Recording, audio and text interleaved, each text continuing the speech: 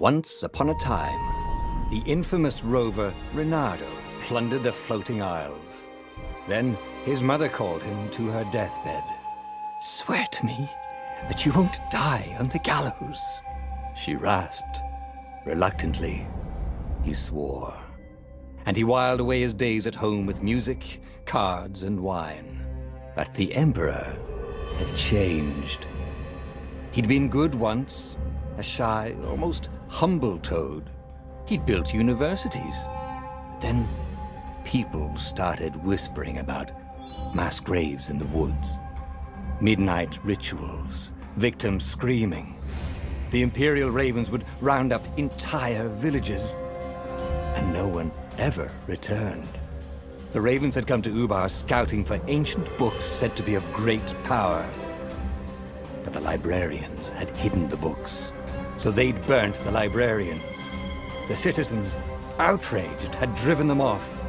The Ravens had come back with dropships. The kid had fled with one of those books. He was brave and dumb and wanted to join the rebellion. And Reynardo had promised his mother he'd protect him. Watching his city burn. "Sorry, kid," Reynardo told the kid. "Look, if we give them the book, they'll leave you alone." "My mother died for this book!" "I promised her I'd protect you." Oh, damn it. The kid had run off. With the book, of course. So Reynardo had to run after him.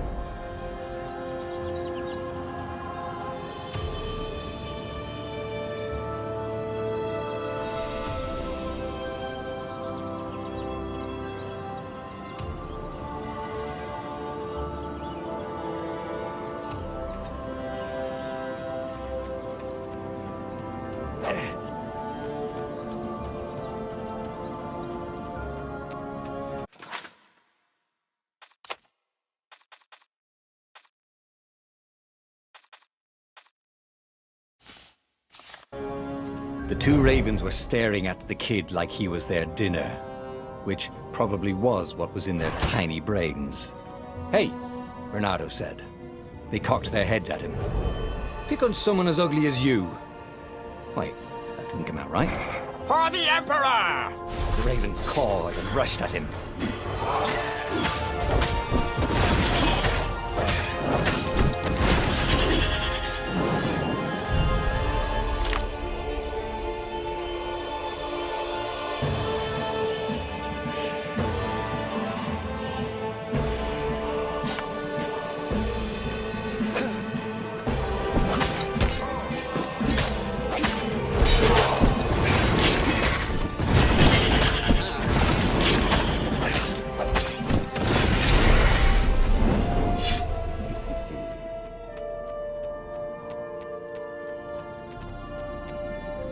A dropship flew overhead.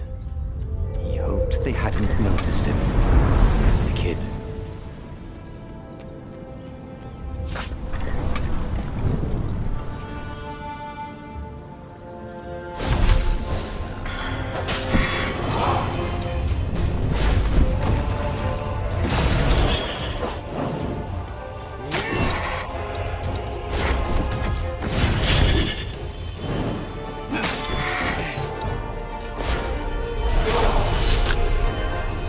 Oh, right. The Gate of Heroes. Someone's idea of a joke, making the Skyship docks a gated community. You needed a hero's sword to open it. And the kid was on the other side of the gate. Who let you through? Promise me you'll take the book to the rebels, or I'm gonna steal your ship. I'm not taking that damn book anywhere, and neither are you. Try and stop me, laughed the kid. I bet you don't even have a hero sword. And with that, the kid hopped away. Had to hand it to the kid. He was an idiot, but he had guts. Where was Reynardo going to get a hero sword?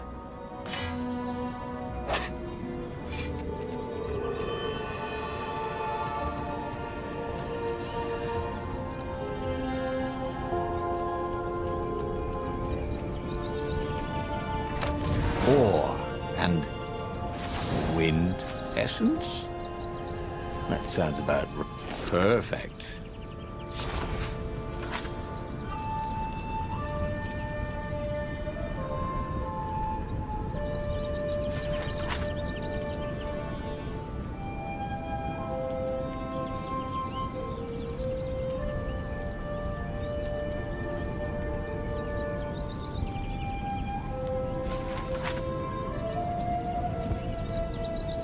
A hero sword.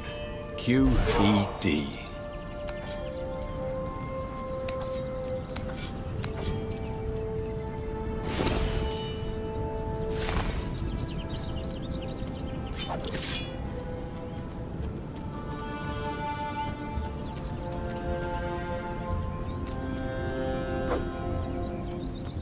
This is what he got for settling down and finding people to care about.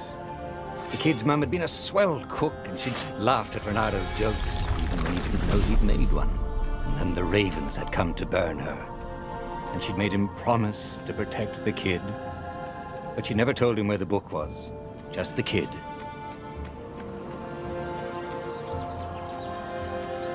He came up to a ledge. It was too far to jump. There'd been a bridge here before, hadn't there? And there was Peter, giggling at him. "How'd you get across?" he asked the kid. "Where'd you find a hook?" "I hopped," said the kid. Wise-ass kid. "Hey, look out behind you!" "Cute," said Renado. Ah, ravens.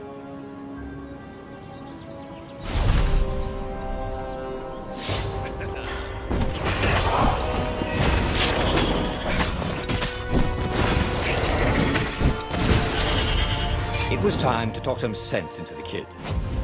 Just hook his way across the ledge and chase the kid down.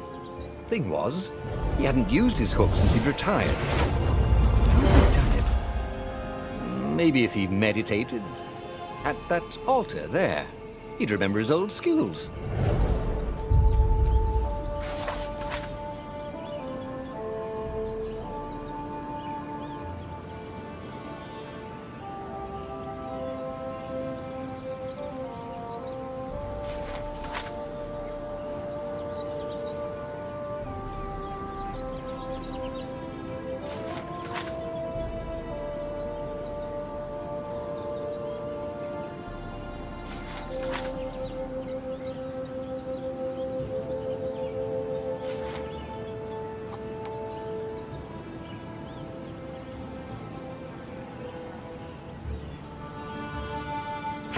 It was starting to come back to him. Something you never completely forgot, like how to freeze time when attacking. The more he fought, the more he'd probably remember.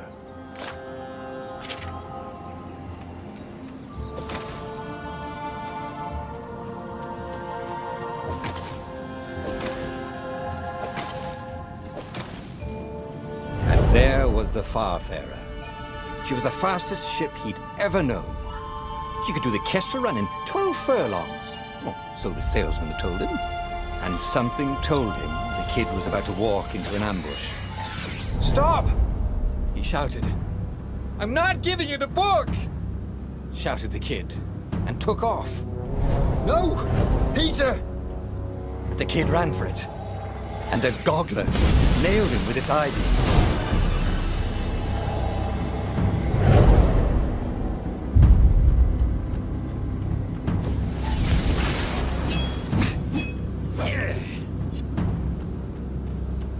The book was unburned. Next to it were the buckles from the kid's shoes, and a kid-sized pile of ashes. Damn it, why hadn't he lied and told the kid he'd take the book to the rebels? The kid would be alive now.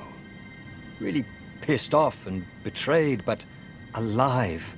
Oh, damn it. Renado picked up the book. He couldn't let the Empire have it now.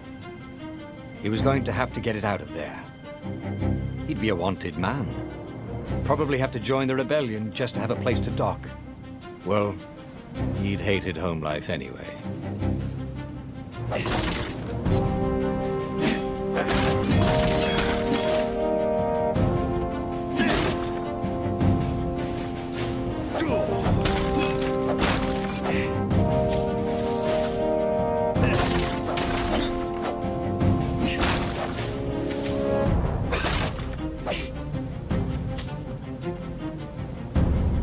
What was the big deal about this book, anyway?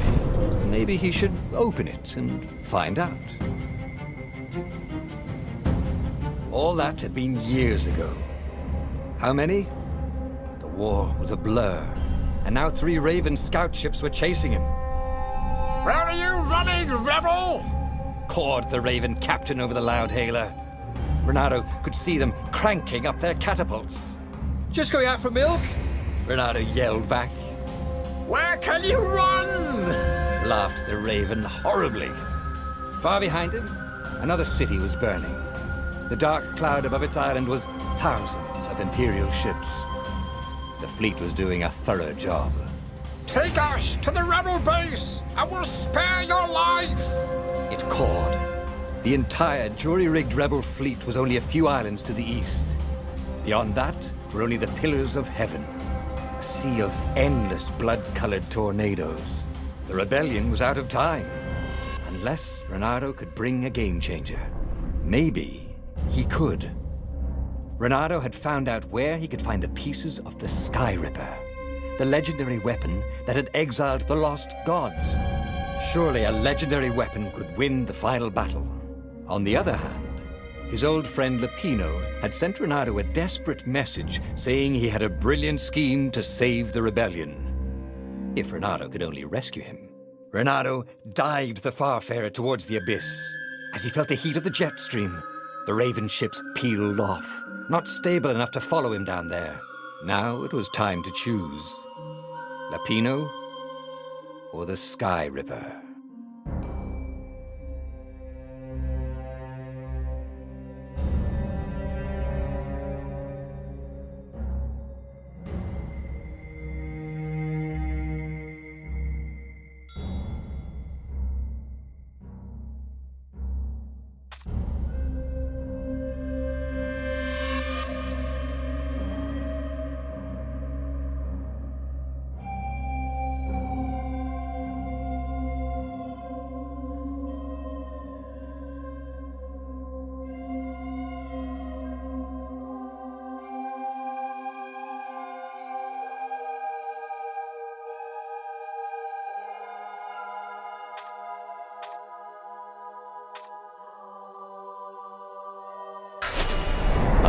Lapino. Apparently, the Mad Rabbit had sold a Pegasus that he did not exactly own. Lapino always wiggled out of trouble, given time. But he was out of time. The Ravens had figured out that Lapino was a rebel spy. If the fleet reached him first, they'd string him up for that. Never mind the winged horse.